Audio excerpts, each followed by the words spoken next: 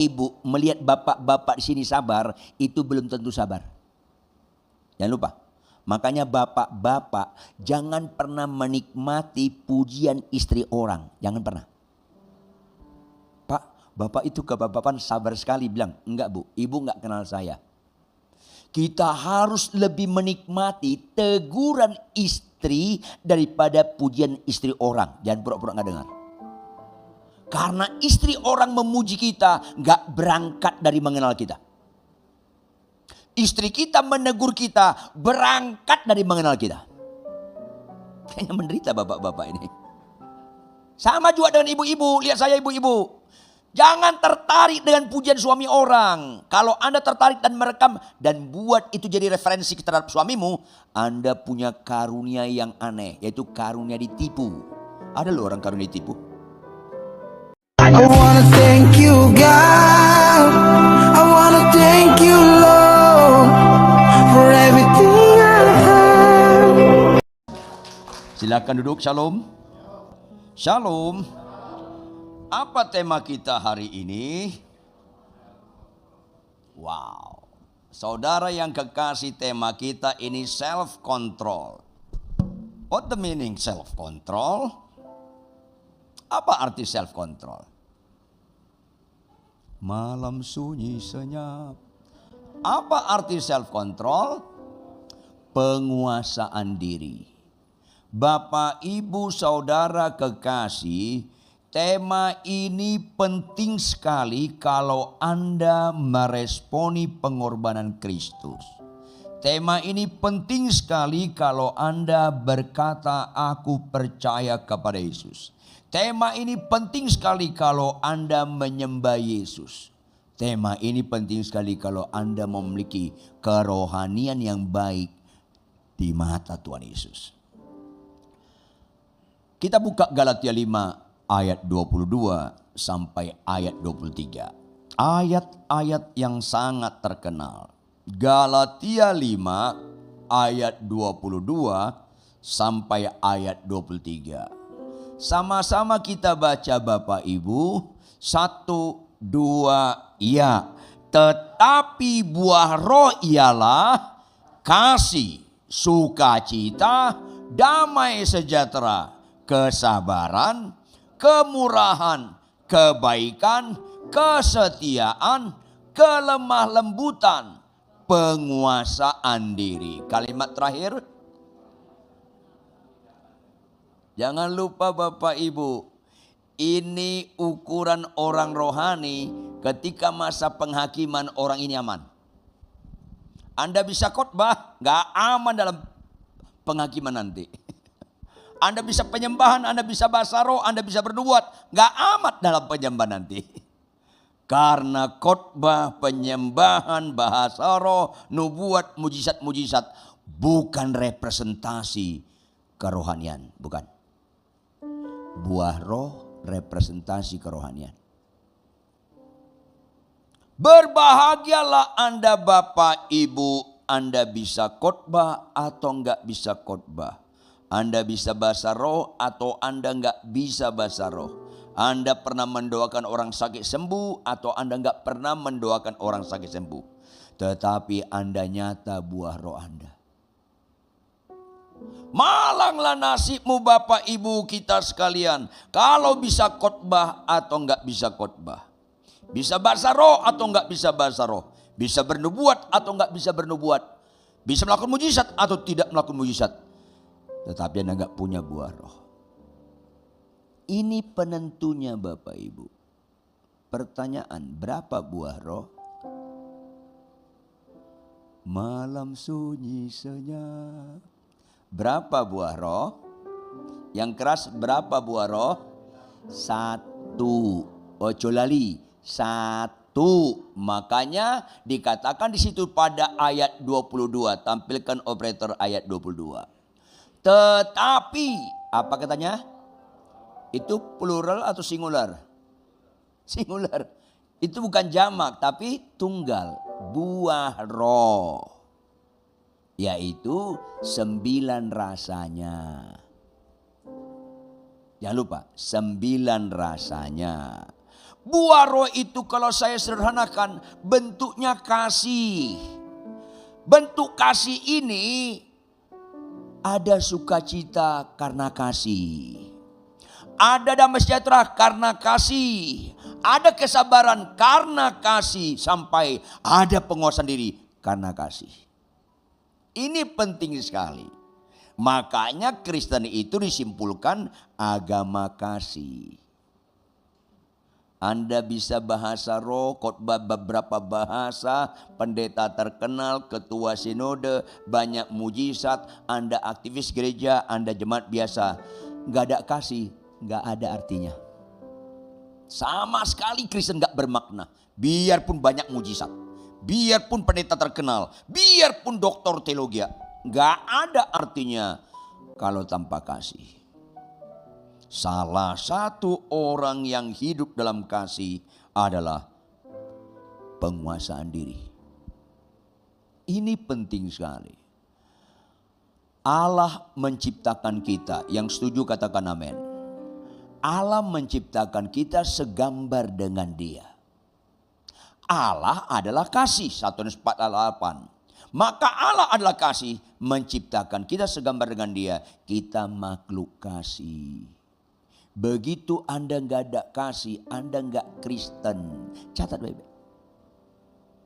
Kalau bisa khotbah, bisa mujizat, jemaat puluhan ribu, mengkhianati perkawinan, nggak ada rohaninya udah. Nggak ada rohani. Ini penting sekali saudara.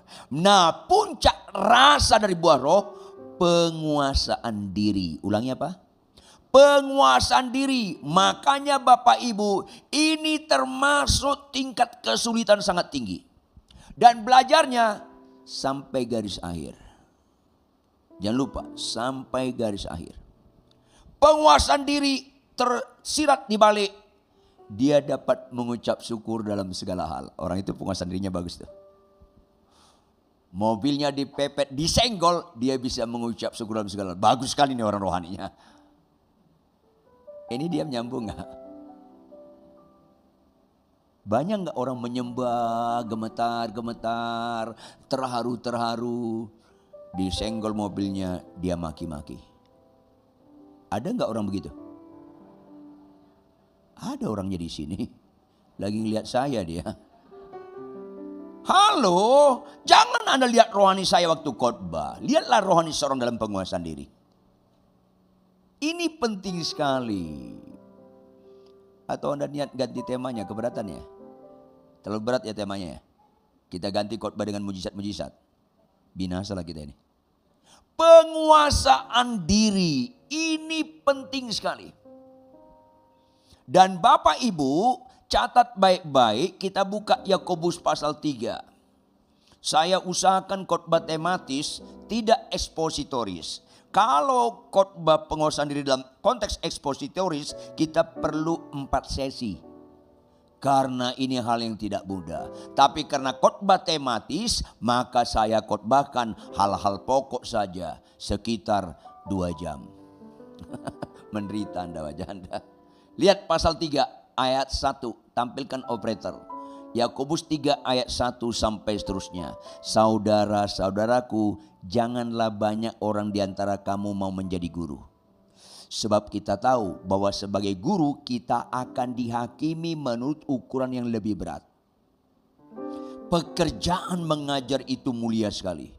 Saking mulianya, jangan banyak jadi guru. Karena pertanggungjawabnya dalam sekali. Karena digugu dan ditiru. Ini penting sekali. Lanjut katanya lagi apa?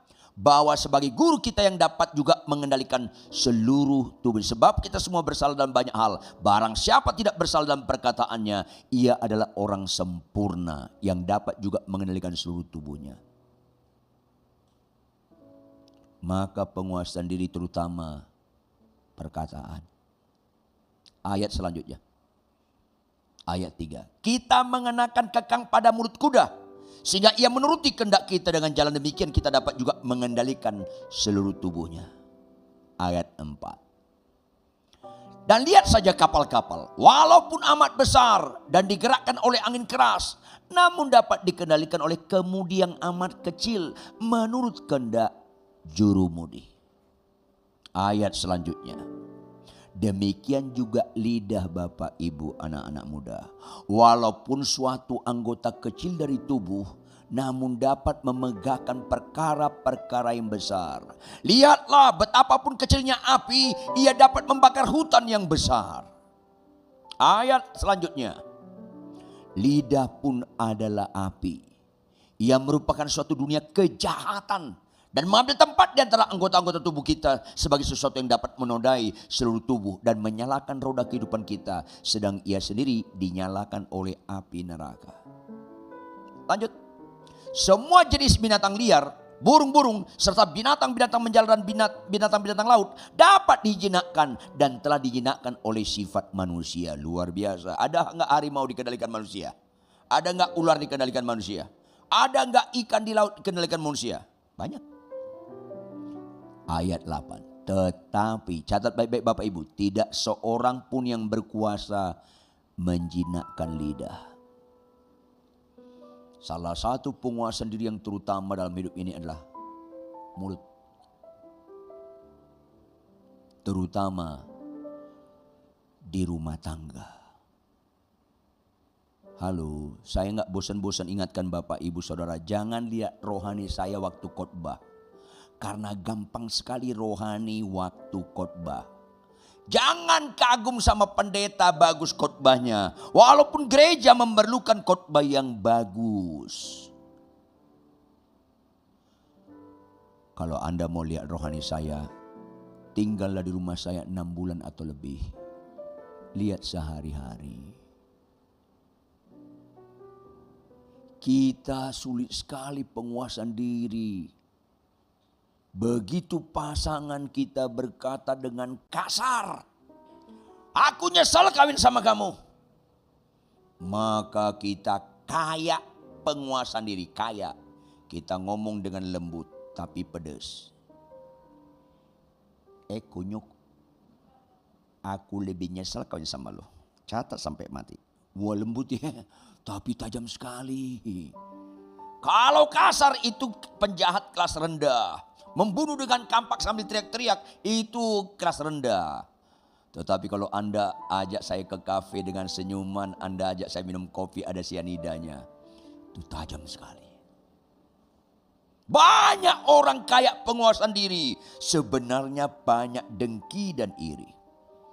Seorang ibu berkata, Pak Pendeta saya mau cerai. Kenapa? Suami saya kasar sekali Pak Pendeta. Dia kalau marah dipecahkan gelas, dibantingkan perabot, kaca di lemari dipecahkan, kami beli selalu pecah. Wow, gak ada penguasaan diri dia. Iya Pak Pendeta, aku mau cerai. Oh saya mau tanya ibu, suami ibu marah-marah begitu, ibu tetap gak satu kamar, satu tempat tidur-tidur? Gak mau, saya gak mau. Itu lebih gak penguasaan diri. Dia gak marah banting belas. Dia gak marah dengan memecahkan kaca. Tapi dia tidak mau berdamai dengan suaminya. Itu kasar dalam kesenyapan. Jangan pura-pura gak dengar. Jangan Anda lihat teriak-teriak orang menunjukkan gak ada penguasaan diri. Orang dalam kediaman pun dia penuh dengan penguasaan diri. Dendam, sakit hati. Saya tidak mau lagi bersetubuh dengan suami saya. Ini gak ada penguasaan dirinya.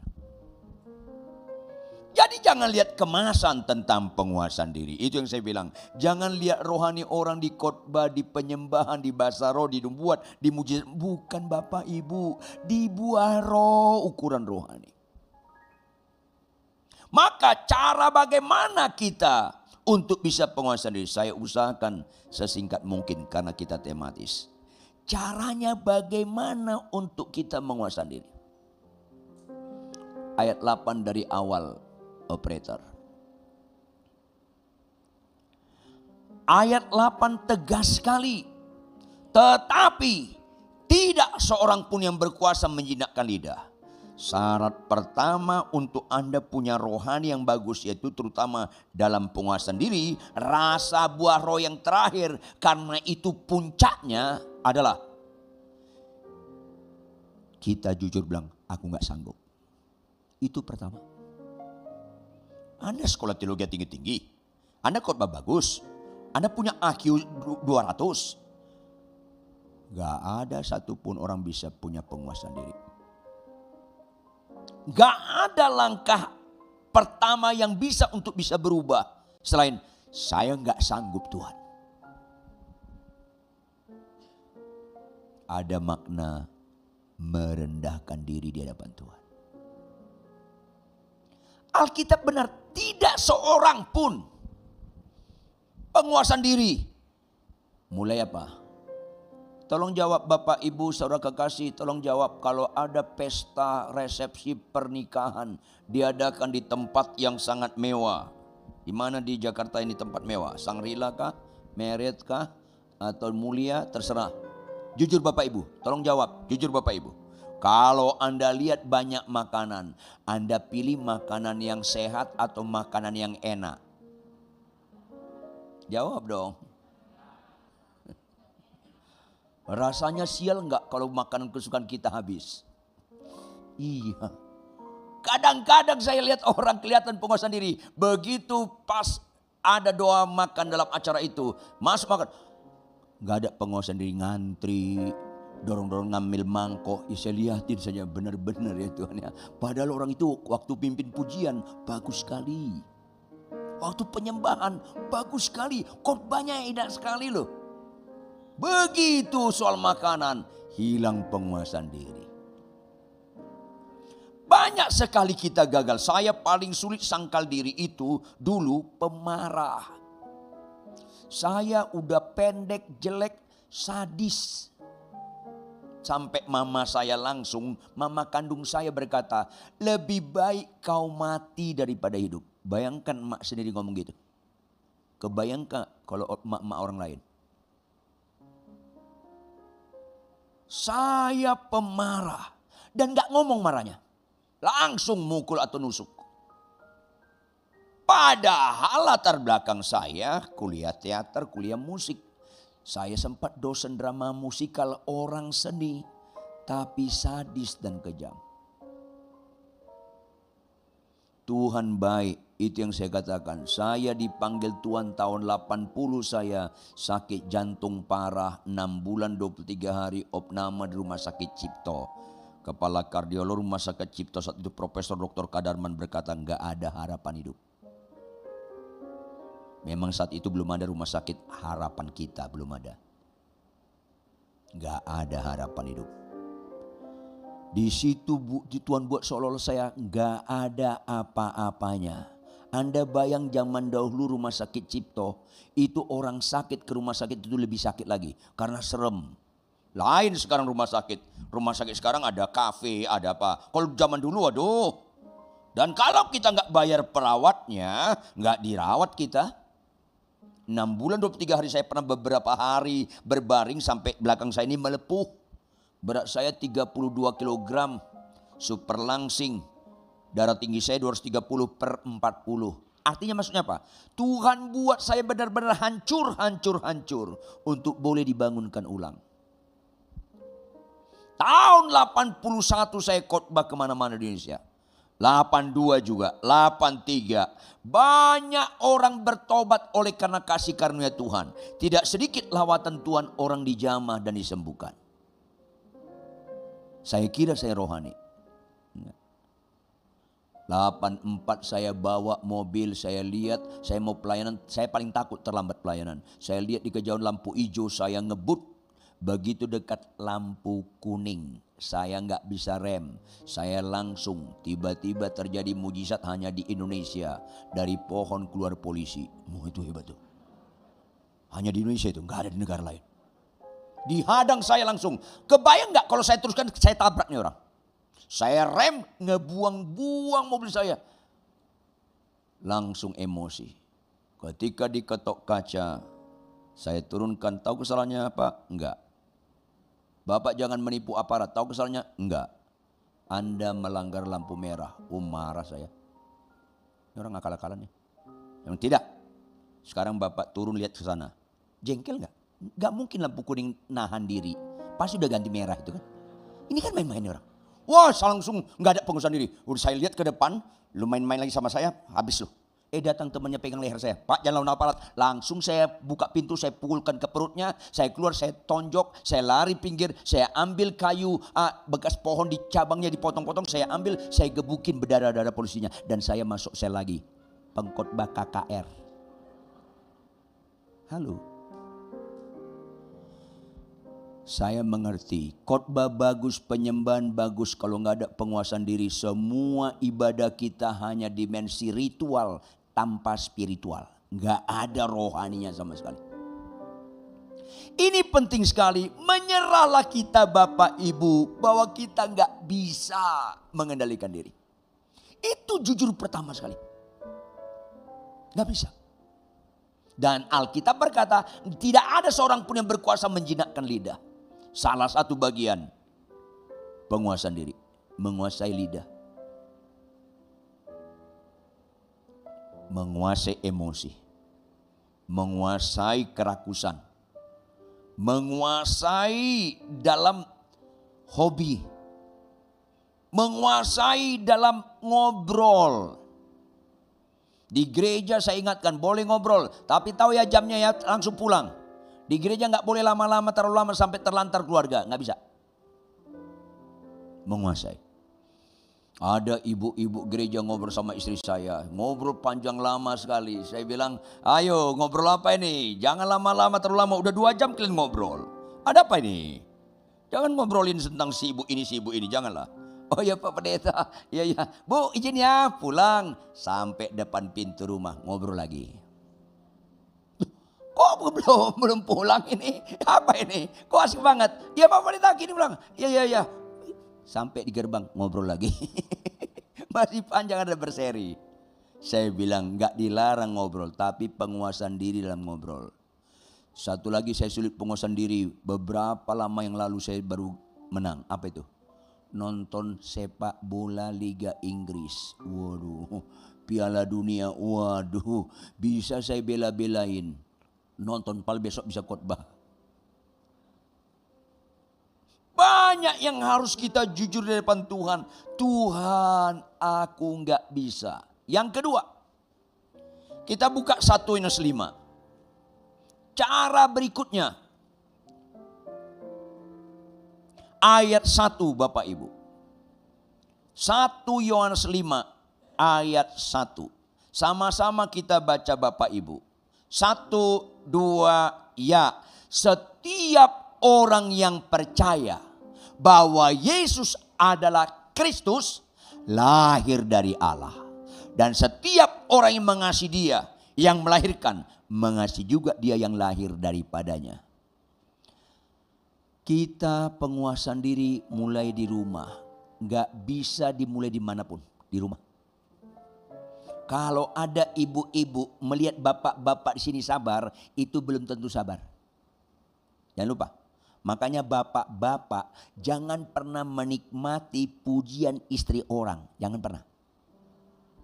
Pak, bapak itu kebapakan sabar sekali. Bilang, enggak Bu, ibu enggak kenal saya.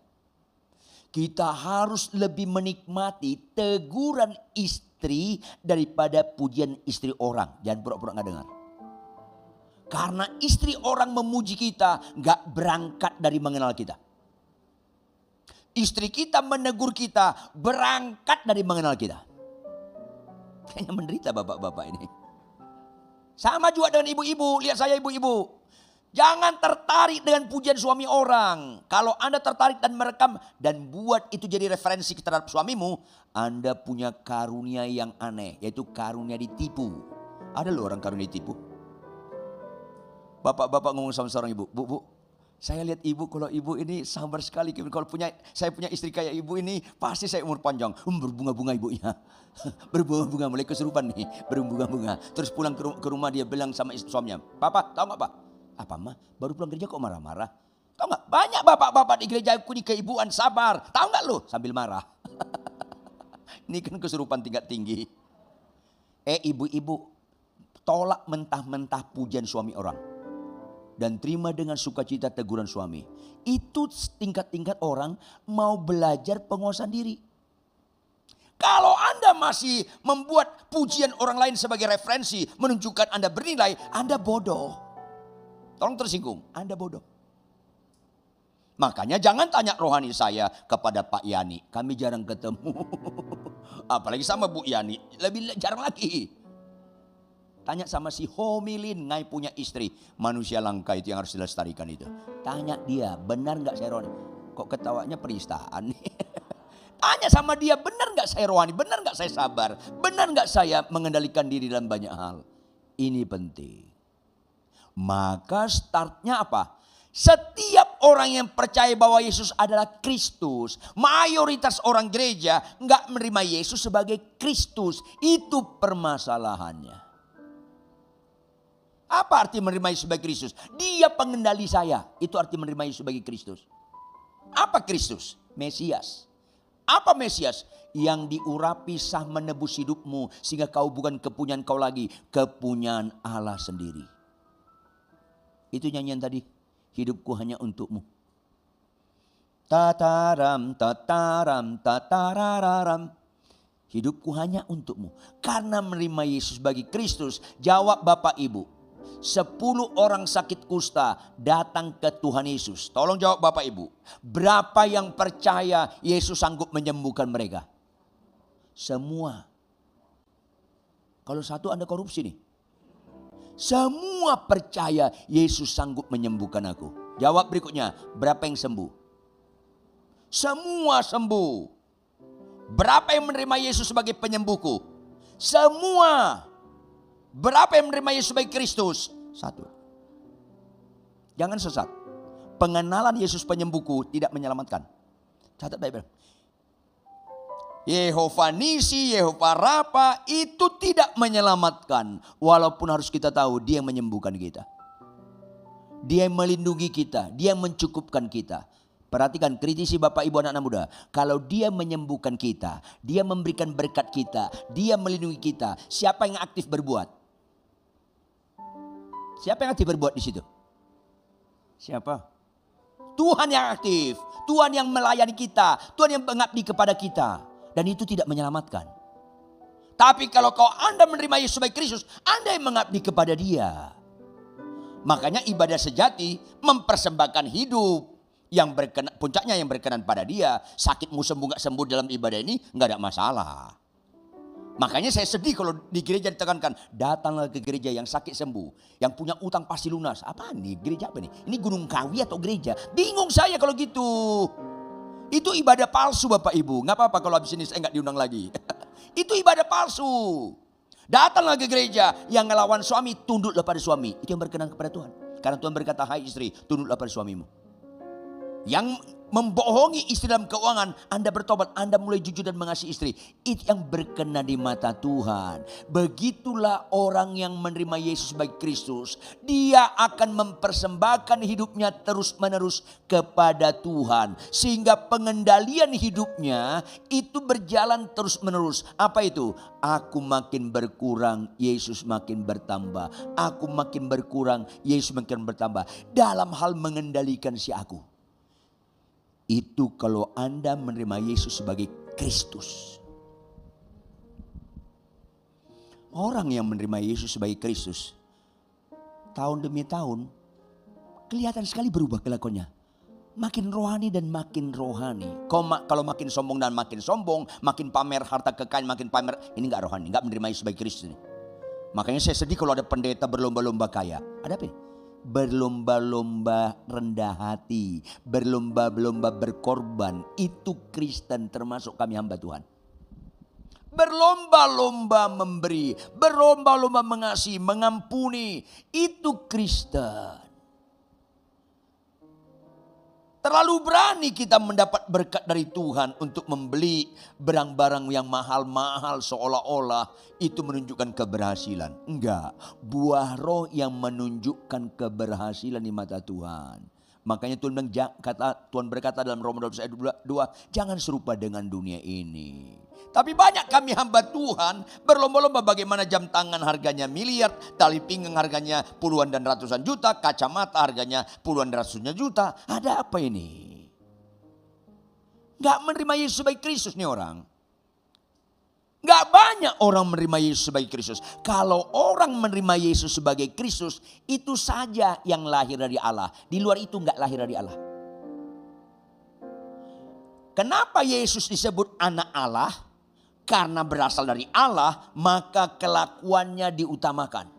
Maka orang Kristen, entah dia hamba Tuhan, worship leaders, singers, pemain musik, jemaat, harus utamakan kelakuanmu, termasuk dalam penguasaan diri. Itu Kristen. Jangan salah. Ciri utama Kristen bukan sakit sembuh. Bukan. Jangan salah. Ciri utama Kristen bukan sakit sembuh. Dalam kekristenan ada kesembuhan, tapi itu bukan ciri utama. Dalam kekristenan ada pemulihan ekonomi, tapi itu bukan ciri utama. Dalam Kristen ada khotbah, tapi itu bukan ciri utama. Dalam Kristen ada keteladanan hidup, itu ciri utama. Tapi makin ngawur. Orang Kristen gak pernah jadi ekor, tetap jadi kepala. Selalu dikaitkan dengan jabatan. Bukan. Kalau gak ngerti Alkitab jangan comot-comot. Kepala di situ bukan jabatan. Kepala di situ kayak kereta api, lokomotif. Yaitu apa? Dia di depan gerbong ngikutin. Artinya apa? Kepala itu artinya punya keteladanan hidup sehingga orang mau berubah melalui keteladanan hidup kita. Itu arti kepala. Saya ulangi, itu arti kepala. Entah jabatan Anda tetap satpam, entah jabatan Anda tetap pegawai biasa, masa buruk. Tetapi ada keteladanan hidup. Kalau Anda pemimpin perusahaan, tapi nggak ada keteladanan hidup dalam emosi, Anda tidak pernah kepala di mata Tuhan. Kepala di situ keteladanan hidup. Makanya termasuk ada unsur penguasaan diri. Bagian terakhir. Kita buka beberapa bagian kitab Kejadian. Yaitu tentang Yusuf Bapak Ibu yang sangat jelek awalnya dalam self control.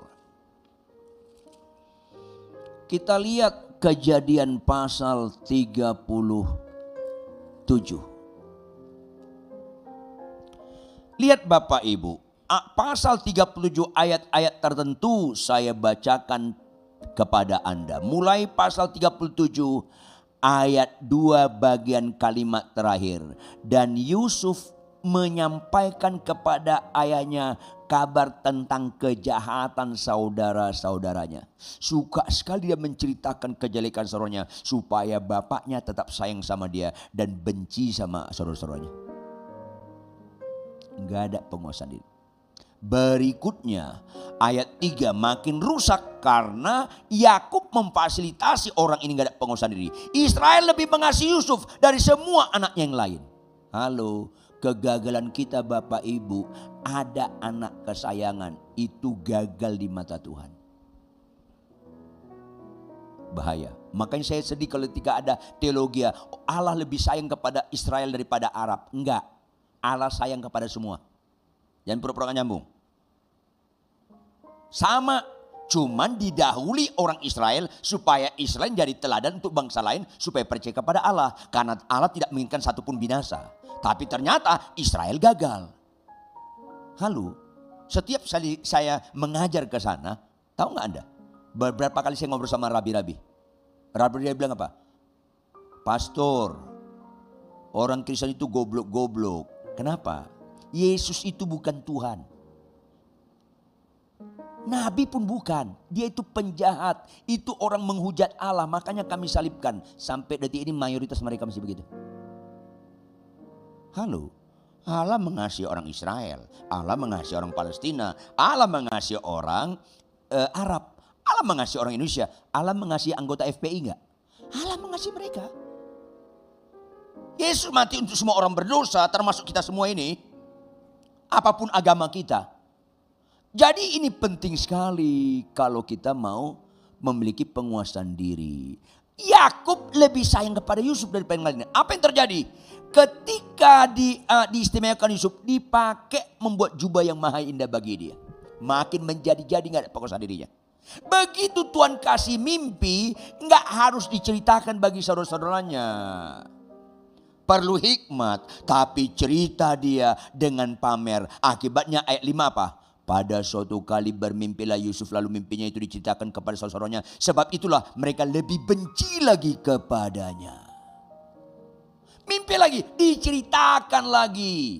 bahwa Yakub dan ibunya juga ikut menyembah dia. Padahal itu maksud Tuhan kepada sesuatu yang mulia di depan sana. Tapi itu nggak harus diceritakan. Kalaupun diceritakan perlu hikmat. Udah tahu kok saudara-saudaramu itu sangat benci kepada engkau. Kau sangat disayangi orang tuamu.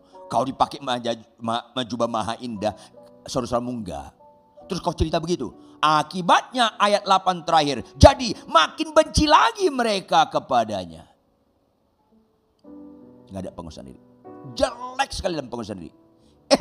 Ketika kerja di ladang, Yusuf ini disuruh ngantar makanan.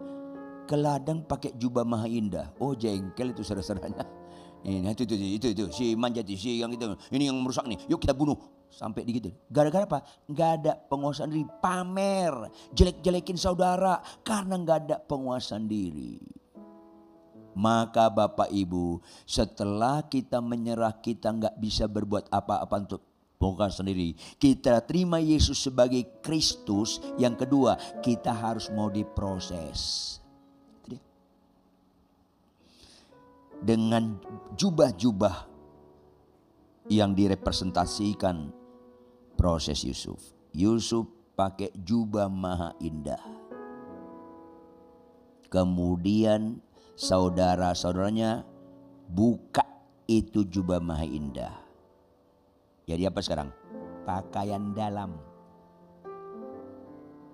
Dibuang ke sumur, proses. Kemudian lewat keturunan Ismail. Dijual jadi budak. Maka dari maha indah, pakaian dalam, dan sekarang jubah budak. Anda tahu nggak, anak manja disayangi jadi budak menderita banget gak? Menderita sekali. Orang mau memiliki self control yang benar, harus banyak kesulitan yang kau hadapi. Catat bebek. Catat bebek. Bahaya sekali orang Kristen selalu suka kenyamanan, sakit sembuh, yang gak punya anak dapat anak, yang gak punya rumah dapat rumah, hutangmu akan dilunasi Tuhan. Ada apa ini? Lama-lama menyesatkan ini. Bapak Ibu, jawab Bapak Ibu. Mana orang sulit mengendalikan nyetir mobil? Di jalan tol yang sepi atau di jalan rusak, mana paling sulit ngontrol nyetir? Jawab dong. Jalan tol. Survei membuktikan mana paling banyak kecelakaan mendatangkan kematian. Jalan rusak atau jalan tol? Jangan pura-pura gak nyambung. Bapak-bapak, makin mengesalkan istrimu itu makin cocok. Jangan niat ganti apalagi buka cabang. Itu makin cocok. Supaya tahu Anda pengusaha diri. Ibu-ibu, makin sengak lagu suami Anda, makin banyak pencak silatnya, itu makin cocok. Jangan niat ganti apalagi buka cabang. Jangan. Makin sulit kau dengan istrimu, makin sulit kau dengan suamimu. Itu paling bagus sekali untuk belajar self control. Makanya salah satu orang bodoh adalah kecewa dengan perkawinannya. Itu orang bodoh. Lebih sempurna bodohnya dia ceraikan pasangannya. Itu lebih bodoh lagi. Catat baik-baik dong. Setelah pakaian budak, maka yang paling indah kata kunci dari pasal 37, 38, 39, 43 dan seterusnya. Dia disertai Allah. Karena dia menerima Allah sebagai Kristus. Immanuel. Bapak Ibu maafkan saya, Anda sedang menghina Tuhan. Kalau Immanuel Anda gunakan sekedar naik pesawat ke Singapura, Tuhan Immanuel sertai kami. Itu menyakiti hati sekali. Immanuel itu bukan menyertai Anda supaya jangan kecelakaan. Lama-lama sesat itu jemaat. Immanuel itu artinya Tuhan sertai Anda dengan kekuatan Dia sehingga Anda punya kekristenan menurut ekspektasi Allah. Itu Immanuel. Allah Immanuel, tolong aku ngantri di pesawat tertib. Dipotong pun barisanku, aku tetap mengalah. Itu Immanuel, bukan sekedar Tuhan lindungi pesawatku tiba di Singapura selamat. Apa nih? Jadi Tuhan itu objek selalu? Enggak. Immanuel, supaya aku Tuhan, biarpun ada kesempatan aku berbuat dosa, dijamin gak ketahuan, tolong aku tetap jangan berdosa karena Engkau menyertai aku. Itu Immanuel.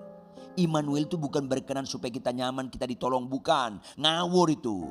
Kita menikmati Immanuel supaya kita berkenan di mata Dia. Itu fokusnya. Sentrisnya Tuhan, bukan kita sentrisnya. Jadi salah kita gunakan Immanuel. Yusuf disertai Allah. Dia stres sekali ketika jadi budak. Tapi kemudian dia menerima Yesus sebagai Kristus. Dia percayakan hidupnya kepada Yesus. Kemudian dia di tengah tekanan dia mulai kesulitan di situasi bagaimanapun tetaplah teladan. Akhirnya Potifar melihat orang ini, bagus sekali orang ini. Akhirnya dia pakai jubah dari budak jadi pakaian kepala rumah tangga Potifar. Naik dia. Beberapa kali istri Potifar goda Yusuf dan Yusuf menolak. Penguasaan diri. Apa yang terjadi berikutnya? Lihat ayat berikutnya, ayat 11. Kejadian 39 ayat 11, operator. Kejadian 39 ayat 11. Pada suatu hari, setelah beberapa kali digoda, pada suatu hari masuklah Yusuf ke dalam rumah untuk melakukan pekerjaannya. Sedang dari sisi rumah itu seorang pun tidak ada di rumah. Seorang pun gak ada di rumah. Datang istri Potifar menggoda dia berzina. Maafkan saya Bapak Ibu, saya tanya Anda, ada nggak kesempatan Yusuf berzina? Ada. Dijamin nggak ketahuan nggak? Dijamin nggak ada orang. Excellent sekali dia self controlnya. Ada yang tahu nggak ngapain Yusuf? Ada kesempatan berzina, dijamin nggak ketahuan, dia tinggalkan. Keren sekali, bagus sekali dalam self controlnya orang. Banyak orang gak berzina, gak korupsi bukan karena sudah bertobat. Tapi karena belum ada kesempatan. Yusuf ada kesempatan, dijamin gak ketahuan, gak dia lakukan. Banyak orang Kristen, bahkan ada beberapa teman-teman saya hamba Tuhan. Ada kesempatan, gak ada kesempatan, dia ciptakan kesempatan. Maafkan saya, bukan khotbah orang rohani. Bukan di mujizat orang rohani, bukan di penyembahan. Di penguasaan diri, termasuk ada kesempatan berbuat dosa, entah korupsi, entah menggelapkan pajak, entah berzina, dijamin gak ketahuan, tetap kita gak lakukan. Yusuf salah satu tokoh yang paling luar biasa dalam self control. Begitu kemudian dia menerjemahkan mimpi juru roti di juru minuman. Kemudian kalau nanti kau selamat, kau diangkat jadi juru minuman raja, ingatlah aku. Enggak diingat, tetap dia penguasa diri. Sampai akhirnya dia terangkat jadi orang kedua setelah Firaun. Dia tetap penguasaan diri. Dia melakukan sesuatu menurut Allah. Sehingga harta, begitu kesempatan dia korupsi untuk banyak harta. Karena di tangan dia semua aturan makanan minum seluruh dunia saat konteks saat itu. Tapi dia gunakan dengan untuk rakyat, untuk orang, untuk menolong. Dia benar-benar punya penguasaan diri. Tidak menggunakan aji mumpung. Bahkan ketika saudaranya datang, dia menahankan diri. Seharusnya dari dulu sekali dia peluklah mereka ini semua. Tapi dia penguasaan diri. Sampai akhirnya diutus Benyamin. Dia penguasaan diri. Dan sampai akhirnya ketika saudaranya, bapaknya, keluarganya sampai di tanah Goshen. Perkembangan orang Israel di Mesir di tanah Goshen. Maka dia tetap penguasaan diri. Ada kesempatan dia ceritakan. Tahu gak mimpi gue dulu? Kan benar kan? Lu sih saudara-saudaraku, gue memang jabatan tinggi gara-gara Tuhan. Sambil ngomong Tuhan tapi dengan sombong rohani. Tidak. Dia bilang jangan kau pikirkan yang gak baik. Ada penguasaan diri. Sehingga melalui dia Tuhan memberkati bangsa Israel. Bapak Ibu, pulanglah dari tempat ini. Anda pasti bisa jadi berkat bagi rumah tanggamu kalau kau punya self control yang bagus. Tidak harus sempurna. Mulai capek gak capek, ngantuk gak ngantuk, sehat kurang sehat, konflik tidak konflik dalam rumah tangga. Anda punya penguasaan diri, tetap bangun pagi baca Alkitab. Setiap perkara yang kecil, kalau Anda gak bisa menguasai diri Anda untuk disiplin baca Alkitab, mana pernah Anda bisa self control yang benar. Ini mulai, kenapa? Karena kita menerima Yesus sebagai Kristus, ada membangun ketaatan, menyerahkan kendali ini kepada Dia. Maka kenapa saya baca Alkitab tiap hari? Karena saya gak mampu mengendalikan diri saya. Hanya Tuhan. Ini penting. Berikutnya, renungkan firman Tuhan siang dan malam. Dan lakukan. gagal ulangi, gagal ulangi, gagal ulangi. Sampai itu bagian kehidupan kita sendiri. Sehingga hidupku bukan aku lagi, melainkan Kristus dalamku. Itulah puncak dari self control yang sesungguhnya. Gak usah doa puasa supaya sakit sembuh, gak usah. Gak usah doa puasa supaya makin kaya, gak usah. Gak usah doa puasa supaya kita jadi pendeta terkenal, gak ada gunanya. Doa puasalah supaya kita sebelum ajal kita tiba, kita punya penguasaan diri seperti Yesus ketika jadi manusia. Itulah mujizat di atas segala mujizat. Bangkit berdiri, tepuk tangan yang keras buat Tuhan. Mari kita tunduk kepala. I wanna thank you, God.